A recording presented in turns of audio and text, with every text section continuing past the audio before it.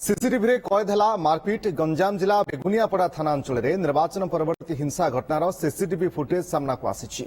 स्थानीय सुमुंडल गाँ छकरे तपन विशाल बसिथिबा बेले किछि युवक तांको मरणांतक भाव में आक्रमण करथिले।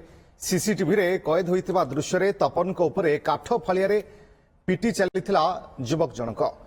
तेबे এই ঘটনার सीसीटीवी फुटेज को आधार करी 3 जन को गिरफ्त करी कोर्ट चालान करिछि पुलिस। राजनीतिक शत्रुता को केन्द्र करी ए आक्रमण होइतिबा अभियोग होइछि।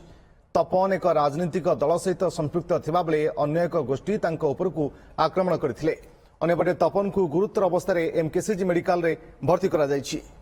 किए बाड़ेचंदी आपन सुशांत दोरा और सुशा दोरा ए विषय ने कि आपण लोकल थाना को जणैचंदी। हां निजे आईआईसी माने स्पॉट ऊपर देखिले आसिकरी मु स्पॉट रे थिले मेडिकल बीजेडी रो लोक राजनीतिक ये को नेकरी मत आक्रमण करछन।